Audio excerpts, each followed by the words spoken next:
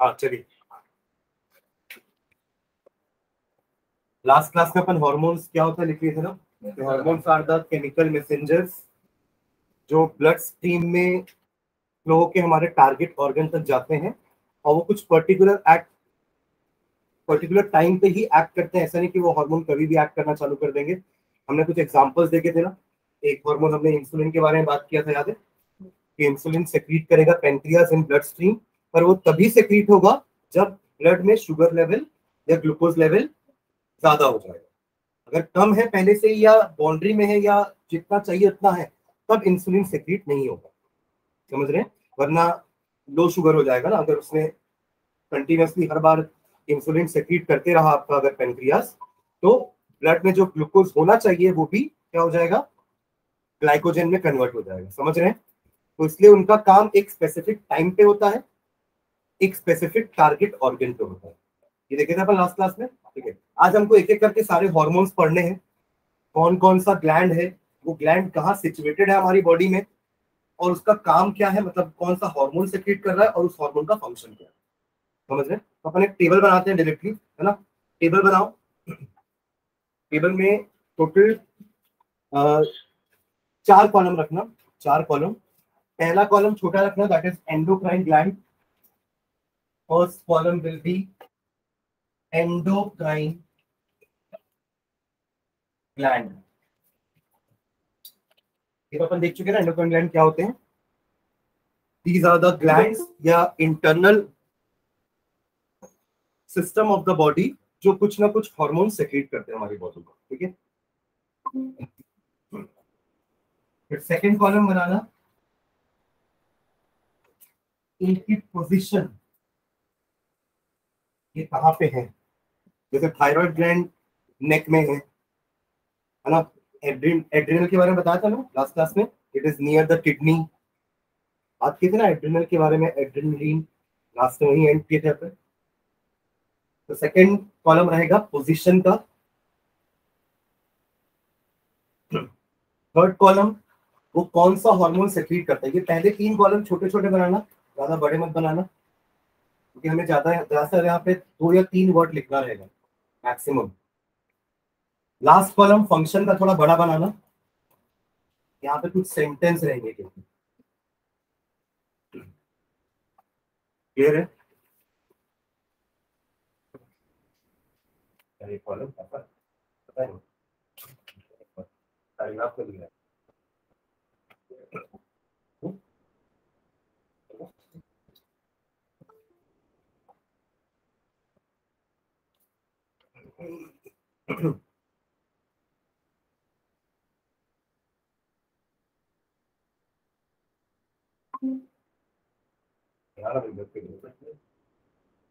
हो गया?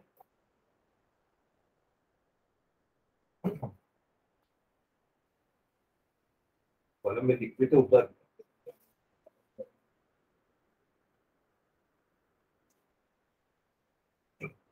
ठीक है, 4 कॉलम एंडोक्राइन ग्लैंड पढ़ेंगे एक एक करके, कौन कौन सा ग्लैंड है, वो आपके बॉडी में किस तरफ लोकेटेड है, वो कौन सा हार्मोन सेक्रेट करता है, और उस हार्मोन का आपकी बॉडी में फंक्शन क्या है। ठीक है, तो सबसे पहले स्टार्ट करना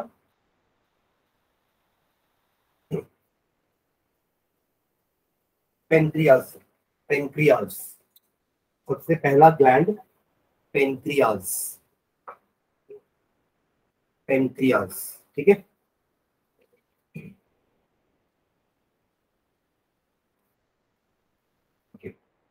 पोजीशन में लिखना इसमें, in the loop of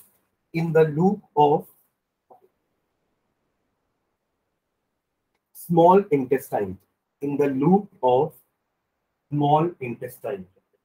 actually stomach और स्मॉल इंटेस्टाइन के बीच में ही है। ठीक है, याद है आप लोगों को एलिमेंट्री कैनाल का डायग्राम। आप स्टमक बनाते थे जे शेप्ड ऑर्गन, उसके नीचे पेनक्रियाज रहता था, उसके जस्ट नीचे इंटेस्टाइन, स्मॉल इंटेस्टाइन। और ये पेनक्रियाज का जूस तो स्मॉल इंटेस्टाइन में जाता था ना। खाना आपके पेनक्रियाज में नहीं जाता ना, लीवर में जाता है। तो लीवर जो भी जूस बनाया है, पेनक्रियाज ने जो भी जूस बनाया है, वो कहाँ जाता था, इंटेस्टाइन में। इंटेस्टाइन में 3 जूस एक साथ काम करते थे। Bile juice from liver, pancreatic juice from pancreas, and intestine का खुद का इंटेस्टिनल जूस। ठीक है, ओके। तो in loop of small intestine, इसका वो लिखना हार्मोन, दो हार्मोन सेक्रेट करेगा। पहला लिख लो, पहला सबको पता है, इंसुलिन। लिख लो, इंसुलिन, इंसुलिन। इसमें लिखना फंक्शन में, इसके जस्ट सामने, इंसुलिन के सामने फंक्शन में, increases glucose utilisation, increases glucose utilization in the body cells, increases glucose utilization in the body cells, increases glucose utilization in body cells। अगर देखो ये भी हो जाए तो भी ग्लूकोज का लेवल कम हो जाएगा ना ब्लड से, कि आपका सेल ग्लूकोज ज्यादा ले लिया, और वो तो ग्लूकोज को वापस वैसी एनर्जी में कन्वर्ट करने वाला आपका सेल माइटोकॉन्ड्रिया के अंदर। याद है हमने पढ़ा रेस्पिरेशन में, सेलुलर रेस्पिरेशन, जहां पे glucose is break down into carbon dioxide, water vapour and ATP energy. याद है? तो अगर ये भी काम होता है तो भी ठीक है। हमारे ब्लड में शुगर नहीं होना चाहिए ज्यादा, तो जितना भी एक्सेस शुगर होगा या तो वो उसको सेल्स को ज्यादा दे देगा कि आप लेके और ज्यादा काम करके और ज्यादा एनर्जी बनाओ। इसलिए ये सब खाने से ना हमको एनर्जी भी तुरंत मिलती है। अगर कोई आप मीठा खाते हैं या कुछ ऐसा जिसमें ग्लूकोज लेवल ज्यादा होता है ना, तो हमको एनर्जी भी मिलती है। ठीक है, क्योंकि आपका जो इंसुलिन है ये सेक्रीट होगा तो ये आपके ग्लूकोज का एक्शन को बढ़ा देगा सेल्स के अंदर, तो ज्यादा एनर्जी बनेगी, तो आपको ज्यादा एनर्जी फील होगी। ठीक है, और रिकॉर्ड लिखना इसी का एक और फंक्शन, इसी में कंटिन्यू करेंगे ना। Also changes excess of glucose into glycogen, also changes excess of glucose into glycogen, into glycogen।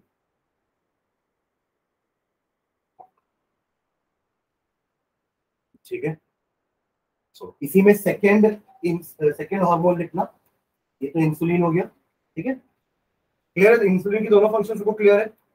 ये आपके सेल का ग्लूकोज यूटिलाइजेशन बढ़ा देगा, आपका सेल और ज्यादा ग्लूकोज को एनर्जी में कन्वर्ट करेगा, या फिर ये ग्लूकोज को ग्लाइकोजन में कन्वर्ट कर देगा। ठीक है, सेकेंड लिखना, second hormone glucagon, GLUCAGON, glucagon, GLUCAGON। ये उल्टा वाला केस है, अगर शुगर लेवल कम हो गया है तो ये ग्लाइकोजन को ग्लूकोज में कन्वर्ट कर देगा। समझ गए? हाई शुगर, लो शुगर दोनों हो सकती है ना। हाई शुगर होगी तो इंसुलिन सेक्रीट होगा, और अगर लगता है कि शुगर लो है तो ग्लूकेगॉन सेक्रीट होगा। इसका फंक्शन लिखना ग्लूकेगॉन के जस्ट सामने। It increases glucose level in blood, it increases glucose level in blood, it increases glucose level in blood by changing glycogen into glucose, by changing glycogen into glucose, by changing glycogen into glucose।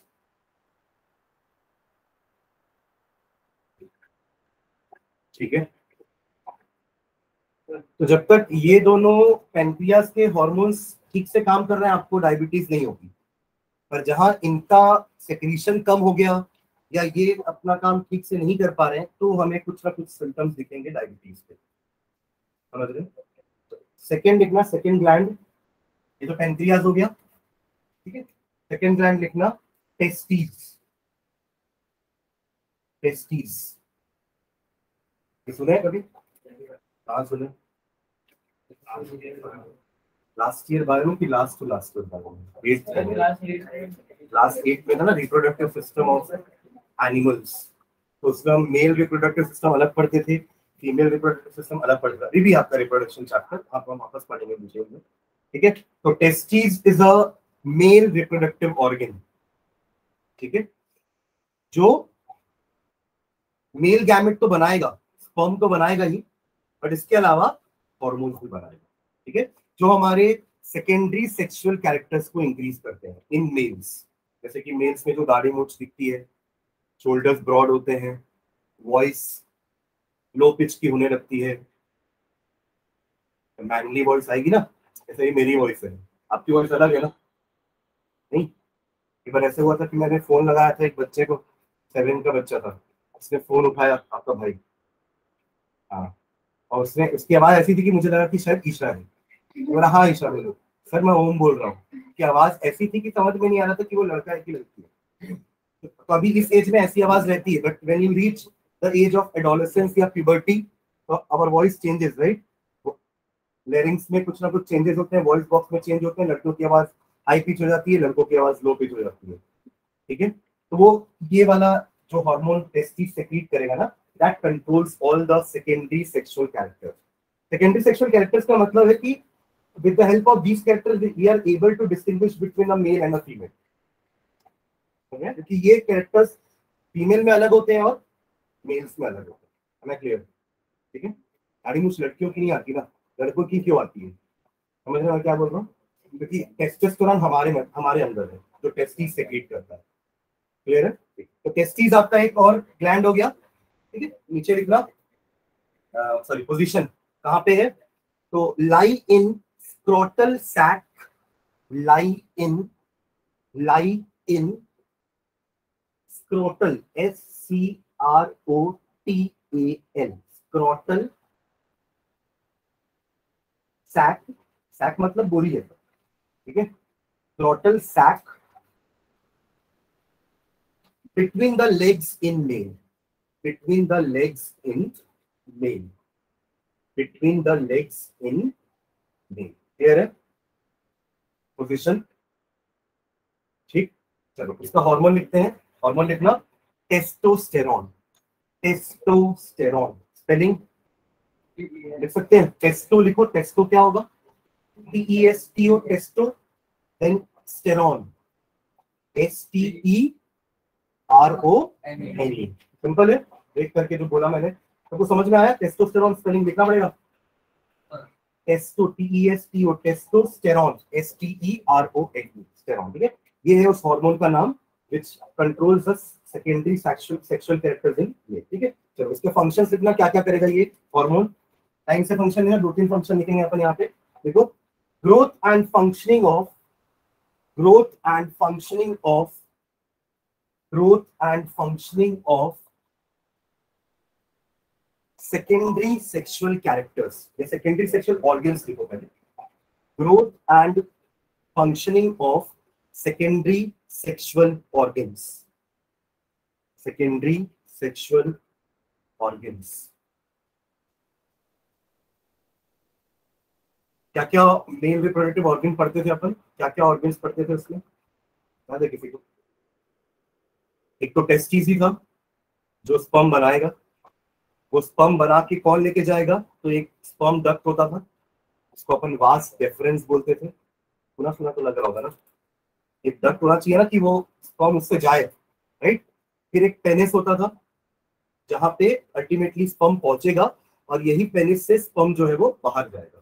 तो ये 3 main organ थे, एक testis, vas deferens जिसको sperm duct भी बोलते हैं क्योंकि इसमें से स्पर्म जा रहा है, डक्ट तो मैं लास्ट क्लास में डिस्कस किया था ना, वो डक्ट स्पर्म का ही है, मतलब उसमें से स्पर्म ही जाएगा, राइट। जैसे हॉर्मोन्स के लिए कोई पर्टिकुलर डक्ट नहीं था, तो हॉर्मोन्स ब्लड में तैर के जा रहे हैं, राइट, बट स्पर्म का खुद का एक डक्ट है जिसमें से स्पर्म जाएगा, क्लियर है। तो स्पर्म डक्ट, उसका एक और नाम रहता था वास डेफरेंस और penis. These were the 3 main organs. उसमें मेन ऑर्गन तो टेस्टिस है क्योंकि यही है जो स्पर्म बनाएगा, तो बाकी जो 2 ऑर्गन्स है ना वो आपके सेकेंडरी सेक्सुअल ऑर्गन्स हो गए, है ना, क्लियर, ठीक है। तो उसके बारे में लिखिए, growth and functioning of secondary sexual organs. Second लिखना इसी में फंक्शन, एक फंक्शन और है टेस्टोस्टेरॉन का, लिखो growth and functioning of secondary sexual characters. Growth and functioning same है ऊपर जैसा, बस सेकेंडरी सेक्सुअल ऑर्गन लिखे थे, यहाँ पे सेकेंडरी सेक्सुअल कैरेक्टर्स लिखना है। नहीं, मैं इसमें और एग्जांपल लिखूंगा ना, देखना आलस मत किया करो। Growth and functioning of secondary sexual characters like, secondary sexual characters like, secondary sexual characters like facial hair, facial hair, facial hair. Again अपन वो जो स्पेसिफिक टाइम स्पेसिफिक ऑर्गन की बात करते हैं ना, तो ये यहाँ भी अपन प्रूव कर सकते हैं कि एक टाइम के बाद ही गाड़ी मूंछ आनी चालू होती है, राइट। आप थर्ड फोर्थ में होगे तो थोड़ा गाड़ी मूंछ आएगी, आप इस एज में पहुंचोगे तभी आप सबकी थोड़ी थोड़ी गाड़ी मूंछ दिखती है, उसमें भी सबकी नहीं दिख रही है, राइट, क्योंकि ये चेंजेस सब में आगे पीछे होते हैं थोड़े बहुत। समझ रहे मैं क्या बोल रहा हूँ? ऐसा नहीं कि अगर 13-14 साल अपन बोल रहे हैं कि 13-14 साल में सबकी दाढ़ी मूंछ आ जाना चाहिए, ऐसा नहीं होता। तो ये वेरी करता है फ्रॉम पर्सन टू पर्सन कि उनमें कब वो सेकेंडरी सेक्सुअल कैरेक्टर्स दिखने चालू होंगे। क्लियर? ओके। तो growth and functioning of secondary sexual characters like facial hair, comma, deepening of voice, deepening, DEEPENING, deepening of voice, वो जो मैं लो पिच बोल रहा हूँ, ठीक है, a manly voice, right, comma, increases height, ये तो दोनों में होगा, मेल में भी फीमेल में भी। इनफैक्ट फीमेल में ये कैरेक्टर ज्यादा होता है, मतलब उनमें हाइट का ग्रोथ जल्दी होता है इन कंपैरिजन टू मेल, ठीक है। बट सब अपनी एक मैक्सिमम हाइट 18 साल तक रीच कर जाते हैं, उसके बाद फिर हाइट नहीं बढ़ती, ठीक है।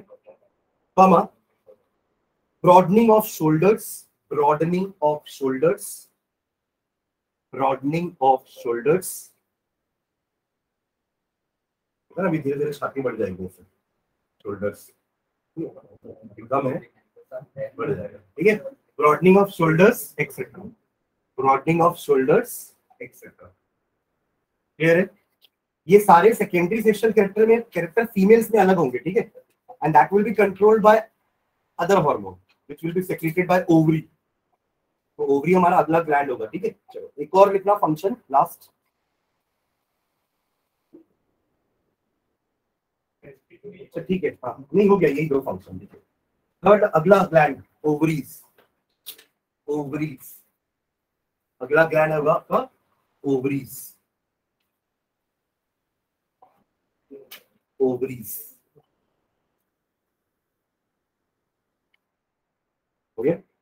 इसका लोकेशन लिखना, पोजीशन लिखना, ये भी फीमेल रिप्रोडक्टिव ऑर्गन है ना। ओवरी जो एग बनाएगा वो एग फेलोपियन ट्यूब से यूट्रस तक आएगा,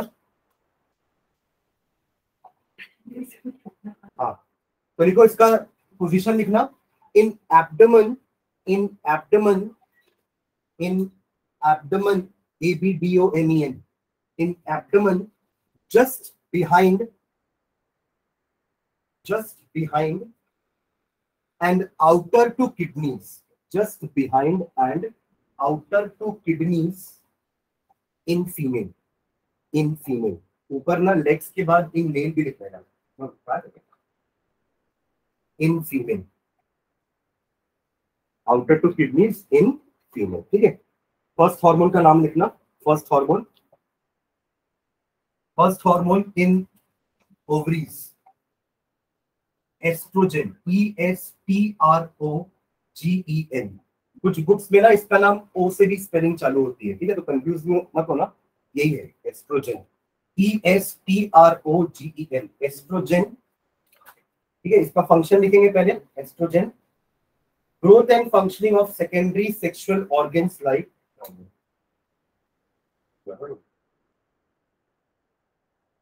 growth and functioning of secondary sexual organ, growth and functioning of secondary sexual organs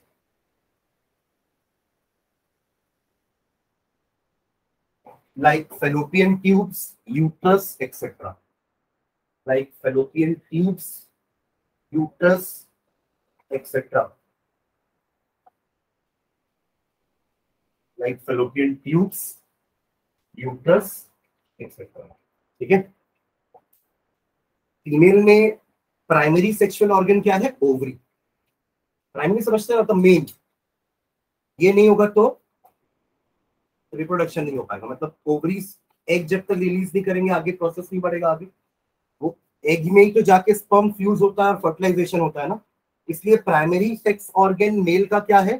testis, and female का क्या है? ओवरी। ये प्राइमरी सेक्स ऑर्गन है, हमें क्लियर है ना। जो गैमेट के बनाने के अलावा हार्मोन भी बना रहे हैं, राइट। और ये हार्मोन उनके सेकेंडरी सेक्सुअल ऑर्गन्स को डेवलप कर रहा है। तो मेल में वो सेकेंडरी सेक्सुअल ऑर्गन्स पेनिस और वास डेफरेंस हो गए, और फीमेल में वो सेकेंडरी सेक्स ऑर्गन्स क्या हो गए, fallopian tube and uterus. Clear है? ये सुन रहे हो? क्या क्या बात कर रहे हो? यूट्रस, यूट्रस, UTERUS,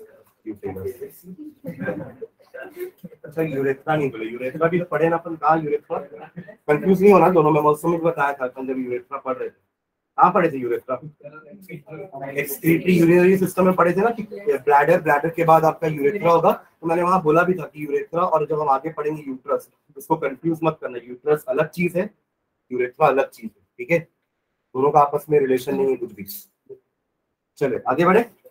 तो एस्ट्रोजन क्या लिखे, growth and functioning of secondary sexual organs like fallopian tube और यूट्रस, राइट। फैलोपियन ट्यूब का एक नाम और क्या हो सकता है, जैसे स्पर्म डक्ट था ना वहां पे, तो उसका क्या होगा, ओविडक्ट। समझ रहे?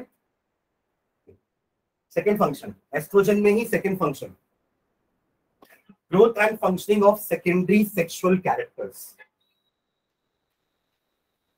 growth and functioning of secondary sexual characters, growth and functioning of secondary sexual characters, secondary sexual characters, secondary sexual characters like जैसे हमने अपने में लिखा मैनली वॉइस, ये सब है ना, और ब्रॉडनिंग ऑफ शोल्डर, वैसे सेकेंडरी सेक्सुअल कैरेक्टर्स फीमेल में अलग होंगे। तो like increased memory glands, increased memory glands, या एनलार्ज मैमरी ग्लैंड्स भी लिख सकते हैं, एनलार्ज लिखो, कट कर दो, हाँ आपको कट कर लो, enlarged mammary glands, enlarged mammary glands, enlarged mammary glands, mammary glands मतलब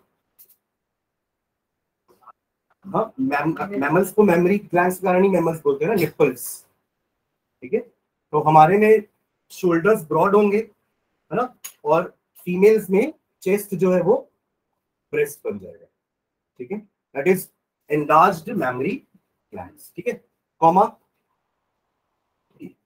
widening of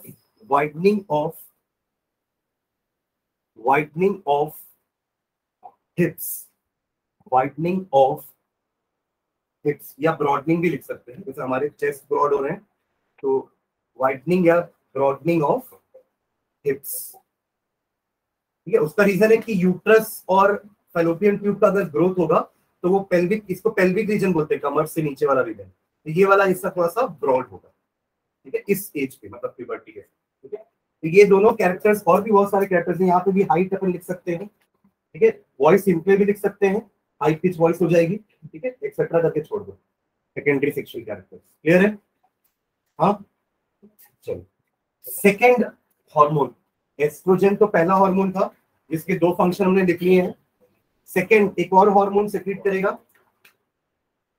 लिख रहा है एक और, प्रोगेस्टेरॉन, प्रोगेस्टेरॉन, जैसे वहां पे टेस्टोस्टेरॉन था ना, यहाँ पे पहले लिख रहा प्रोगेस्टेरॉन, PROGE, प्रोगे, एंड स्टेरॉन जैसे वहां पे था STERON, प्रोगेस्टेरॉन।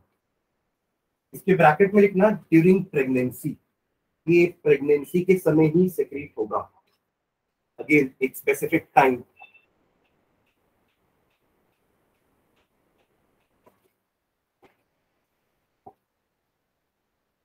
ड्यूरिंग प्रेगनेंसी, ठीक है।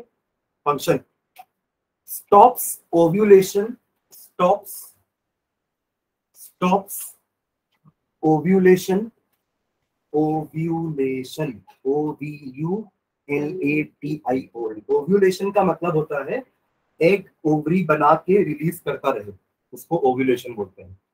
पर अगर एग फर्टिलाइज हो गया है, मतलब वो जाइगोट बन चुका है, now it will take a period of 9 months to become embryo and foetus and a baby, तो उस 9 महीने में अब और एग नहीं बनेंगे, मतलब मैं क्या बोल रहा हूँ, मतलब at the age of puberty adolescence में क्या होता है, females start producing egg, ovaries जो है वो एग बनाना चालू कर देती है, और एवरी मंथ एक एग बनता है, एवरी मंथ, ठीक है।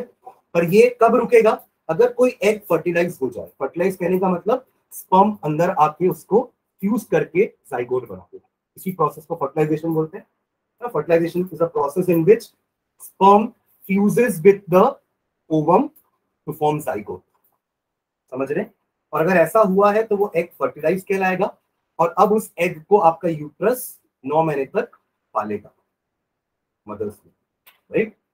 समझ में आ रहा है क्या बोल रहा हूं मैं। तो अब इस 9 महीने तक प्रोगेस्टेरॉन का काम है कि ओव्यूलेशन ना होने दे, कि और एग ना बने। हमें क्लियर, समझ में आ रहा है क्या बोल रहा हूं मैं। जैसे ही बेबी बाहर आ जाएगा ना, आफ्टर नेक्स्ट मंथ फिर से ओव्यूलेशन चालू हो जाएगा।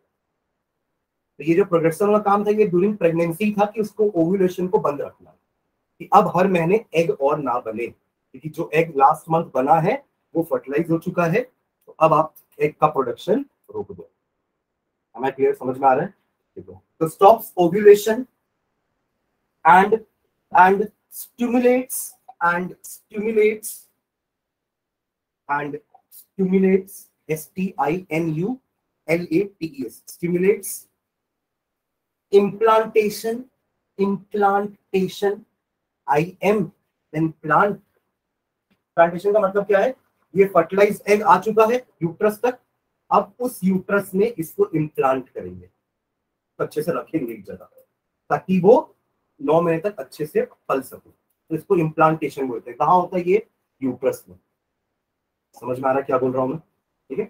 तो क्या लिखे, कहाँ से आएगा, फीमेल की बॉडी से, तो कनेक्शन होना चाहिए ना। मतलब ये बच्चा, ये मान लीजिए ये यूट्रस बना रहा हूँ ना मैं, फर्टिलाइज होके ना यहाँ तक आ गया है, ठीक है। यहाँ उसको इम्प्लांट करेंगे अच्छे से, यहाँ पे प्रॉपर कुशन वुशन टाइप का बनाएंगे, उसमें तब गद्दा वाला कुशन नहीं होता, वहाँ पे टिश्यूज होते हैं, सॉफ्ट सॉफ्ट टिश्यूज बना लेता है यूट्रस, अपने आप को यूट्रस रेडी करता है। हर महीने यूट्रस अपने आप को रेडी करता है, कि वो ये सोच के रेडी करता है कि जो एग आ रहा होगा वो फर्टिलाइज होगा और मुझे उसे 9 महीने तक पालना है, इसलिए यूट्रस हर महीने रेडी रहता है। समझ रहे मैं क्या बोल रहा हूँ, है ना। तो यूट्रस अपना कुशन वुशन बना के टिश्यूज का अटैच हो जाएगा यूट्रस में, और वो अटैच कैसे होगा, using a cord, umbilical cord. कभी देखिए डिलीवरी हुई है तो एक बच्चे जब बाहर आता है एक पाइप, एक ट्यूब जैसा कनेक्टेड रहता है, फिर थ्रू अम्बिकल कॉर्ड, ताकि जो भी खाना, ऑक्सीजन, ब्लड वेस्ट जो बेबी जनरेट करेगा वो भी वो मदर की बॉडी में ही देगा, और मदर ही, देखो अलग अलग स्टेज होते हैं ना 9 महीने में। सबसे पहले जाइगोट बनता है जो एक सिंगल सेल है, ठीक है, वो डिवाइड होके रीडिवाइड होके एम्ब्रियो बनता है, ठीक है। एम्ब्रियो मतलब एक मास ऑफ सेल्स है, बहुत सारे टिश्यूज है, ऑर्गन्स है, पर वो ऑर्गन अभी ठीक से समझ नहीं आ रहा कि कौन सा पैर है, कौन सा सर है, कौन सा हाथ है, ठीक है। पर और जब डेवलपमेंट होता है अराउंड 6 to 7 मंथ, तो हमें पता दिखना चालू होता है कि हाँ ये बच्चे का टाइम ऑफ डिलीवरी दिख रहा है। इसमें वाइडन्स द पेल्विस, इसका फंक्शन वाइडन्स द, ठीक है। और अगर ऐसा नहीं हो पाता है तो क्या करते हैं अपन, ऑपरेट करते हैं, एक सी सेक्शन बनाते हैं लोअर रीजन एब्डोमेन में, एक सी सेक्शन, ठीक है। सिजेरियन बोलते हैं जिसको अपन, सिजेरियन, क्योंकि सीजर से कट होके बाहर आओगे ना, तो ये आजकल नॉर्मल नहीं रहा ना, अब सिजेरियन नॉर्मल हो गया है। और अगर ये अपने आप नेचुरली सेक्रेट नहीं हो रहा है ना, तो कई बार डॉक्टर्स इंजेक्ट भी करते हैं रिलैक्सिन फीमेल की बॉडी में। OXY oxytocin, TOCIN oxytocin, pituitary gland, oxytocin. देखो ऐसे पिट्यूटरी ग्लैंड बहुत सारे हार्मोन सेक्रेट करता है, बट अपन कुछ इंपॉर्टेंट हार्मोन ही पढ़ेंगे, इसमें ये दो और हैं। ऑक्सीटोसिन इसमें लिखना, स्टिमुलेट्स कॉन्ट्रैक्शन ऑफ, फंक्शन लिख रहे हैं अपन ऑक्सीटोसिन का, स्टिमुलेट्स, बच्चे को धक्का दे रही है ना बाहर, समझ रहे। ये पार्ट अगर कॉन्ट्रैक्ट होने चालू हुआ, ये वाला पार्ट ऐसे कॉन्ट्रैक्ट अगर हुआ तो बच्चा पीछे इधर धक्का नहीं आएगा बच्चे को। Controls water balance in body fluids, controls water balance in body fluids,